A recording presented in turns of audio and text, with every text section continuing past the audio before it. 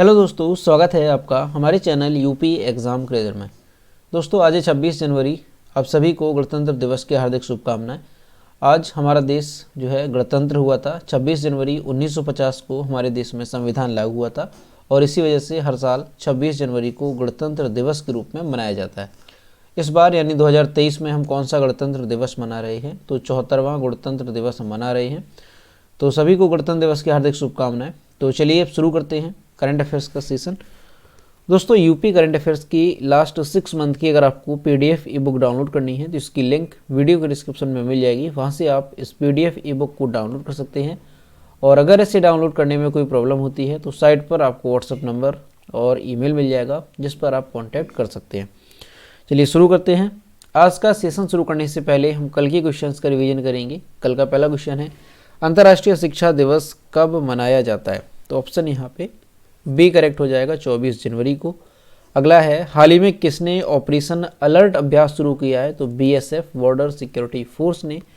अगला है, प्रतिवर्ष 21 जनवरी को मणिपुर, मेघालय, त्रिपुरा का स्थापना दिवस मनाया जाता है। इन तीनों राज्यों को पूर्ण राज्य का दर्जा किस वर्ष दिया गया था? तो 1972 में इन्हें पूर्ण राज्य का दर्जा दिया गया था। अगला है, हाल ही में जारी रिपोर्ट के अनुसार भारतीय अर्थव्यवस्था किस वर्ष तक 26 ट्रिलियन डॉलर की अर्थव्यवस्था बन जाएगी? तो कब तक? 2047 तक ऐसा कहा गया है। अगला है, हाल ही में इंडिया ओपन बैडमिंटन चैंपियनशिप के पुरुष एकल का टाइटल किसने जीता? तो ये जीता है कुलनावुत वितिदर्शन ने। अगला है, हाल ही में किस राज्य में अंतर्राष्ट्रीय शिल्प शिखर सम्मेलन का उद्घाटन किया गया? तो यहाँ पे ऑप्शन ए करेक्ट हो जाएगा, ओडिशा में। अगला है, भारतीय नौसेना ने हाल ही में किस राज्य में एमफेक्स 2023 मेगा अभ्यास का आयोजन किया? तो यहाँ पे ऑप्शन सी करेक्ट होगा, आंध्र प्रदेश में। अगला है, आईसीसी की साल 2022 की सर्वश्रेष्ठ पुरुष और महिला T20 टीमों में कितने भारतीय क्रिकेटर शामिल रहे? तो दोनों टीमों में मिलाकर के 7 भारतीय क्रिकेटर शामिल रहे। अगला है, हाल ही में पूर्व वायुसेना उप प्रमुख एयर मार्शल हरजीत सिंह अरोड़ा का निधन कितनी वर्ष की उम्र में हो गया है? तो ऑप्शन यहाँ पे सी करेक्ट होगा, 61 साल की उम्र में। तो दोस्तों ये कल के क्वेश्चंस थे जिसका हमने रिवीजन किया। अब हम शुरू करते हैं आज का सेशन। आज का पहला क्वेश्चन है, इस वर्ष राष्ट्रीय मतदाता दिवस की थीम क्या है? ऑप्शन यहाँ पे बी करेक्ट होगा, nothing like voting, I vote for share. ये जो है थीम रही है 2023 की मतदाता दिवस की। भारत में प्रतिवर्ष 25 जनवरी को नेशनल वोटर्स डे यानी राष्ट्रीय मतदाता दिवस मनाया जाता है। ये बात भी ध्यान रखनी है। भारत निर्वाचन आयोग 25 जनवरी 2023 को 13वें राष्ट्रीय मतदाता दिवस का आयोजन कर रहा है।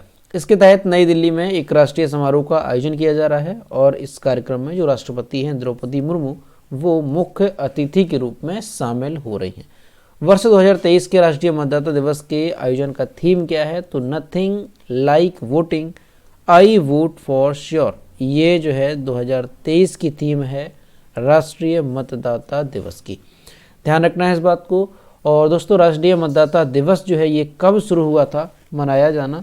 तो 2011 में जो है ये शुरू हुआ था राष्ट्रीय मतदाता दिवस। तो यहाँ से ध्यान रखना है कि राष्ट्रीय मतदाता दिवस कब मनाया जाता है? तो 25 जनवरी को। और 2023 की थीम क्या है? तो nothing like voting, I vote for sure. ये इसकी थीम है। अगला है, भारत की कौन सी फिल्म ऑस्कर 2023 में डॉक्यूमेंट्री शॉर्ट सब्जेक्ट कैटेगरी में नॉमिनेट हुई है? ऑप्शन यहाँ पे बी करेक्ट होगा, द एलिफेंट विस्पर्स। दोस्तों 95 एकेडमी अवार्ड्स में भारतीय documentary film the elephant whispers जो है ये डॉक्यूमेंट्री शॉर्ट सब्जेक्ट कैटेगरी में नॉमिनेट हुई है। इस फिल्म का निर्देशन किसने किया? तो कार्तिकी गोंजाल्विस ने इसका निर्देशन किया है। इसके अलावा एक फिल्म है RRR। तो जो RRR फिल्म है इसका एक सॉन्ग है नाटू नाटू। ये जो है ओरिजिनल सॉन्ग कैटेगरी में ऑस्कर 2023 के लिए नॉमिनेट हुआ है। भारत की फिल्मों ने 95वें एकेडमी अवार्ड्स में 3 नामांकन प्राप्त किए हैं। एक तो ध्यान रखना है कि जो the elephant whispers documentary film है इसको डॉक्यूमेंट्री शॉर्ट सब्जेक्ट कैटेगरी में नॉमिनेट किया गया।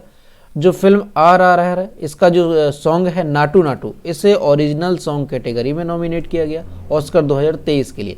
और इसके अलावा जो भारत की डॉक्यूमेंट्री फिल्म है ऑल दैट ब्रीथ्स इसे भी ऑस्कर 2023 के लिए नामांकित किया गया है और ये फिल्म सोनक सेन द्वारा निर्देशित है। तो कुल मिलाकर के ध्यान रखेंगे कि भारत की फिल्मों ने 95वें अकेडमी अवार्ड्स में 3 नामांकन प्राप्त किए हैं। ध्यान रखना है आपको तीनों ही, ठीक है।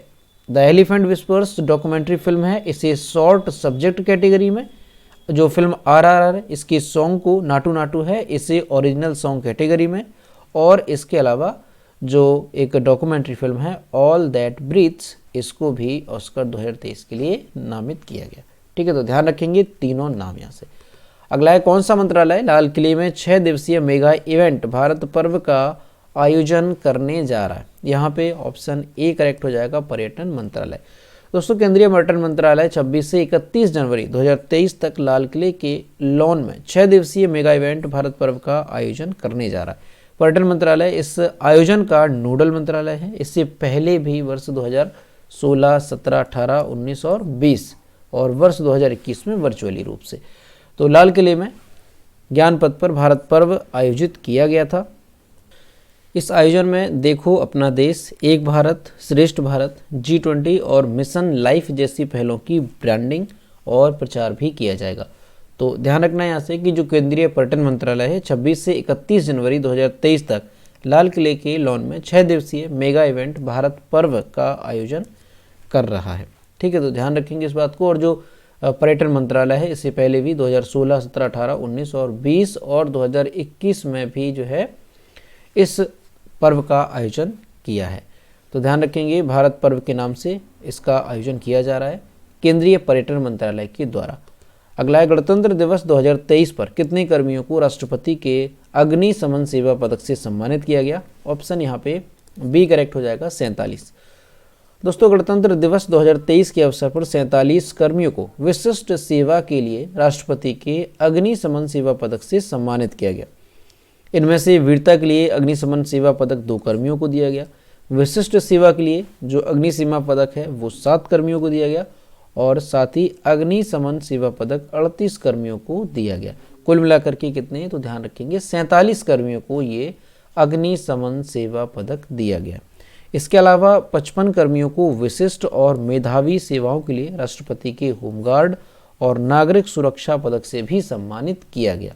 तो ध्यान रखना है आपको कि इस साल 2023 में गणतंत्र दिवस के अवसर पर जो है कितने कर्मियों को राष्ट्रपति का अग्निशमन सेवा पदक से सम्मानित किया गया? तो ध्यान रखेंगे 47 कर्मियों को।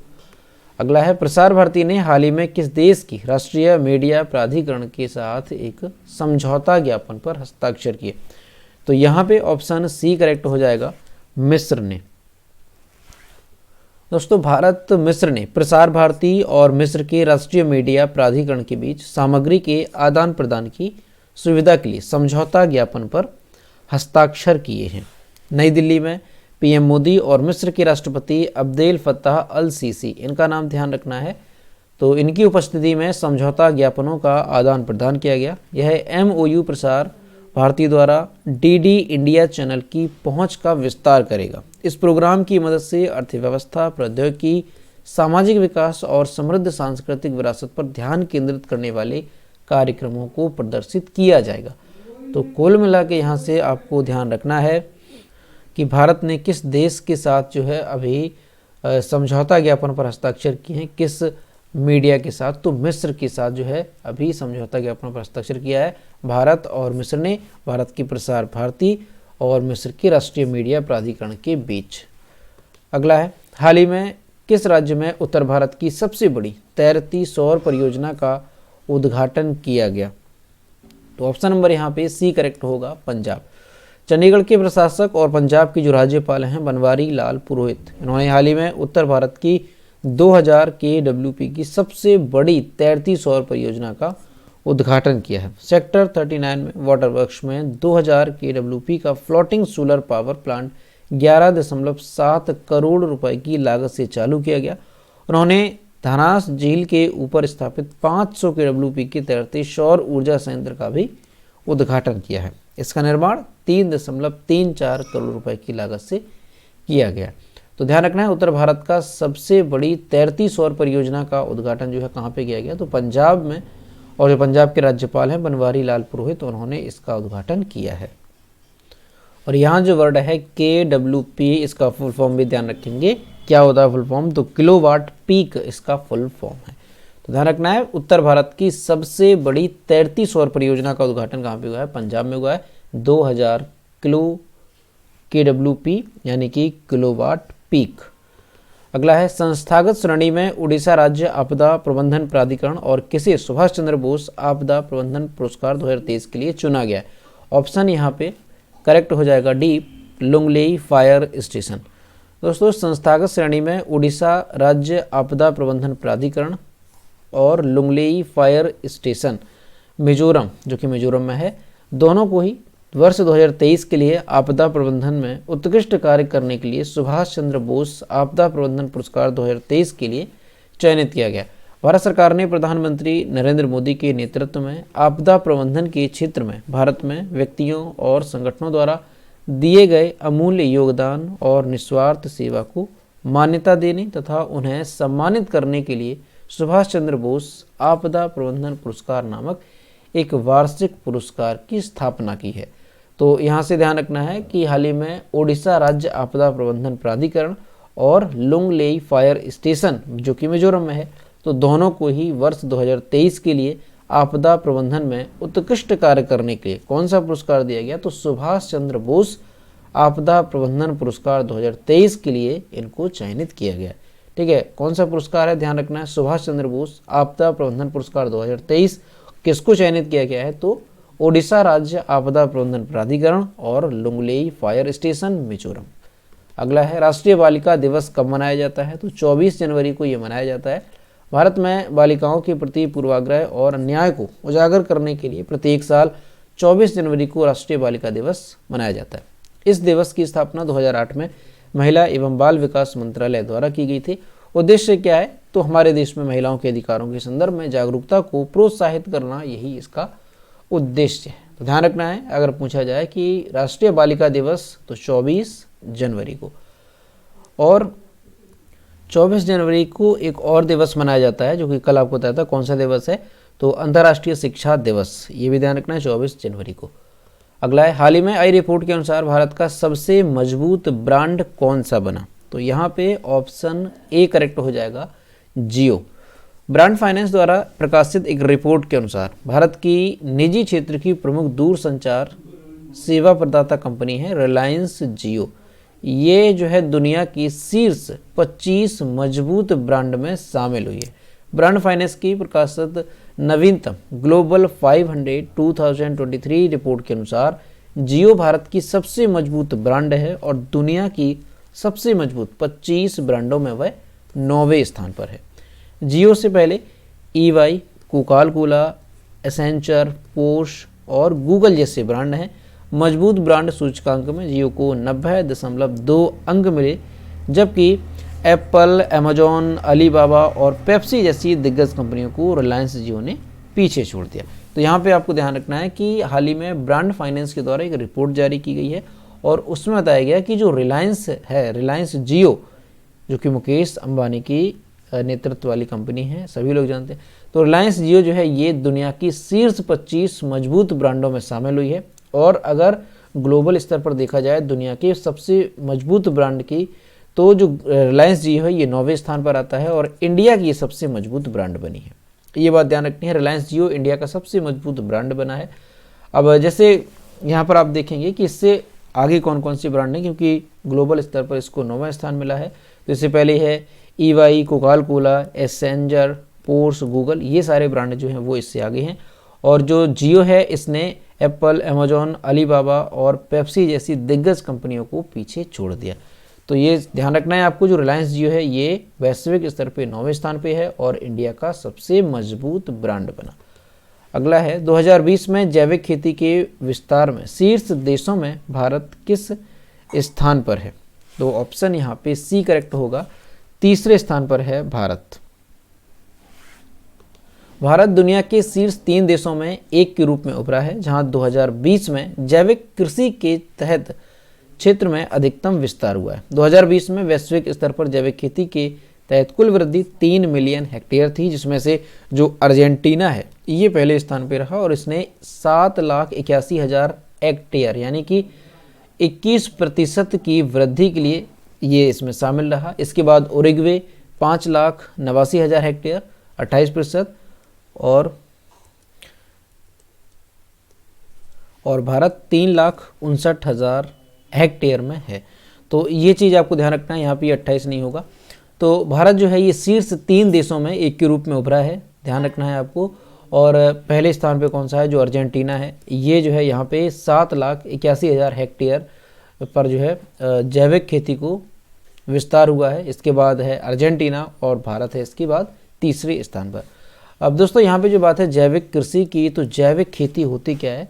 तो जैविक खेती एक ऐसी पद्धति है जिसमें रासायनिक उर्वरकों, कीटनाशकों और जो खरपतवारनाशी होते हैं उनका प्रयोग नहीं किया जाता है। इनके स्थान पर गोबर की खाद, कंपोस्ट, हरी खाद हो गई, जीवाणु कल्चर है, जैविक खाद, इसका प्रयोग किया जाता है।